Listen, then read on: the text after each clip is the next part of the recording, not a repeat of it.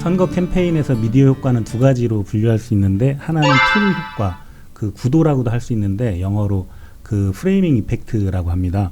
흔히 프레임을 짠다 이렇게 표현하기도 하는데, 메시지로 프레임을 짜거나 구도를 만드는 것을 이 효과 이거라고 설명할 수 있을 것 같고요. 예를 들어서 어떤 제약회사가 난치병 치료제를 개발했는데 환자에게 임상실험을 했는데 45%의 환자는 생존을 했고 55%의 환자는 사망을 했다고 가정을 할 때, 여기서 생존율 45%와 사망률 55% 어느 곳에 초점을 맞추느냐에 따라서 큰 차이가 있을 수 있습니다. 그러니까 부정적인 요소보다 긍정적인 요소가 더 부각될 수 있도록 프레임을 짜는 것이 중요하다. 그리고 그것이 언론에 노출되는 것이 더 중요하다라는 말씀이신 거죠? 네, 그렇습니다. 그 김민수 의원님과 같이 지방의원들이 그 의정활동하는 사례를 보면, 미디어가 그 의정활동에서 그 좋은 그 조례를 만들었다든지 아니면 날카로운 그 시정질을 했던 것들을 강조를 하면 의원들이나 의회에 대해서 긍정적인 이미지를 가질 수 있는데, 외유성 출장이라든가 업무 추진비 같은 그런 부정적인 것들을 다루게 되면 의원님들이나 의회에 대해서 부정적인 효과를 그 이미지를 가질 수 있으니까 이게 큰 차이가 있는 거죠. 의정활동을 조금 더 열심히 해야 되지만 사실 외부에서 보는 그런 부정적인 시선, 그러니까 아까 말씀하셨던 것처럼 국외 연수라든지 뭐 의정활동비를 올리려고 한다든지 이런 요소들이 사실 더 어렵게 하는 것 같습니다. 그래서 의정활동도 그렇고 선거운동도 그렇고 어떻게 프레임을 짜느냐와 그리고 미디어에 어떻게 노출되느냐가 굉장히 중요한 겁니다. 아까 제가 설명하면서 그 난치병 개발했던 그 약에 대해서 말씀을 드렸었는데, 45% 생존에 초점을 맞추게 되면 이 회사는 45%의 난치병 환자를 치료했다는 것과 이것에 의해서 앞으로도 난치병이 치료될 수 있다는 서사가 구성되고 나면 이 회사와 이 약품에 대해서 굉장히 긍정적인 가치가 만들어지겠죠. 좋게 이미지를 갖게 한다는 건데, 프레이밍 이펙트가 가치 창조와 관련이 있다고 볼 수 있습니다. 그리고 미디어의 두 번째 효과는 바로 점화 효과인데, 영어로는 프라이밍 이펙트라고 합니다. 먼저 제시된 메시지를 프라임, 즉 점화 단어라고 얘기하고, 뒤에 제시된 메시지가 타겟, 목표 단어라고 할 수 있습니다. 안보 위기를 계속 강조를 하게 되면 그런 것들이 이제 안보의 불안 요인 이런 것들이 얘기되다 보면 안보 의제가 그 설정이 되고, 그러면 자연스럽게 그 유권자들은 안정감 있는 후보를 선택할 수밖에 없는 거죠. 최종적인 메시지도 중요하지만 그것을 도달하게 만드는 이 점화 역할을 하는 메시지도 중요하다는 의미인가요? 네, 맞습니다. 그래서 미디어를 통해 이 점화 효과를 어떻게 활용하느냐, 이게 상당히 중요합니다. 공보와 광고에 대한 얘기도 좀 해봐야 되는데요.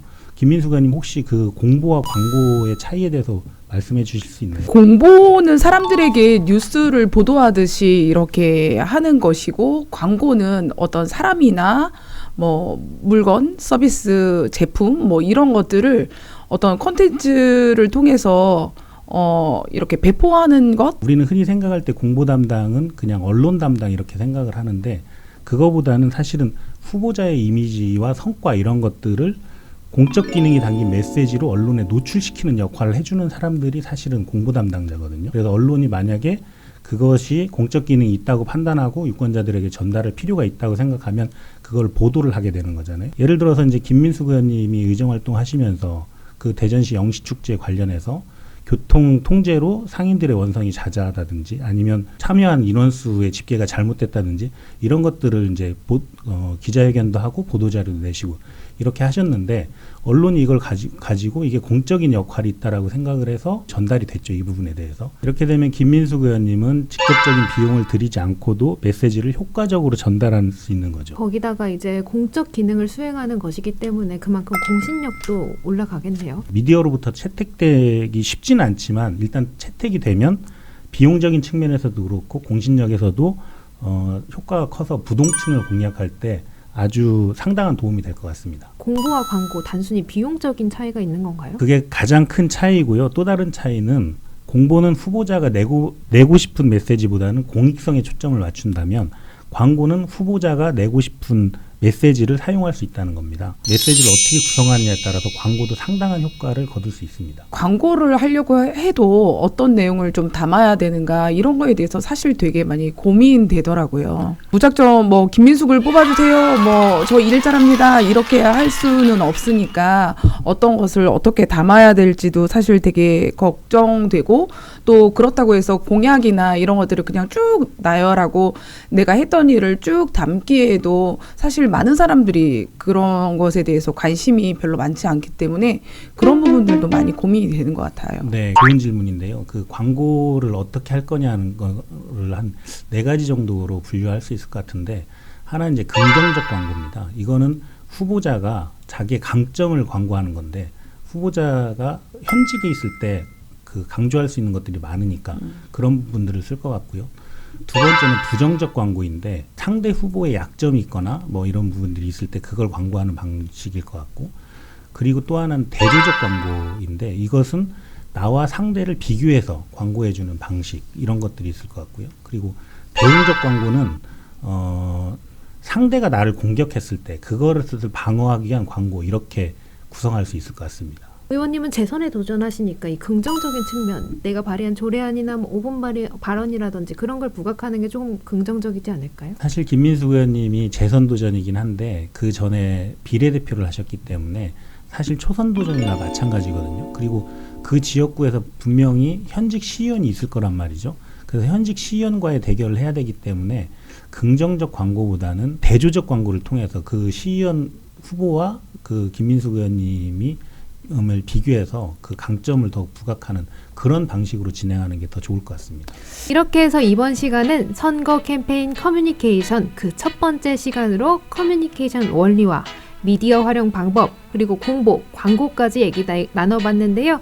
오늘 얘기 들어보시니까 의원님 소감이 어떠세요? 오늘 들어보니까 정말 되게 중요한 부분들을 제가 좀 깨달았던 것 같아요. 지금 현직 시의원이니까 공보를 공적인 것을 잘 어필해서 있는 동안이라도 잘 활용하면 좋겠다라는 좀 생각을 하게 됐고 또 상대 후보와 비교해서 어떤 것을 또 선점하는 것이 중요할까도 깨닫는 그런 시간이 됐습니다. 건강 잘 챙기면서 하시고요. 유권자에게 좋은 메시지 많이 전달해 주시면 좋겠습니다. 오늘 나와주셔서 감사합니다. 네, 감사합니다. 앞으로 책임 있는 또 정치로 여러분들과 만났으면 좋겠습니다. 그리고 오늘도 좋은 말씀 전해주신 소장님께도 감사 인사드리겠습니다. 감사합니다. 네, 감사합니다. 마이리텔 당선증은 매주 수요일에 유튜브 아힘TV 채널과 시사정책연구소 공감 채널을 통해서 공개됩니다. 여러분들의 많은 시청과 함께 구독, 좋아요, 알림 설정 꼭 부탁드리고요. 시청해주신 여러분 고맙습니다.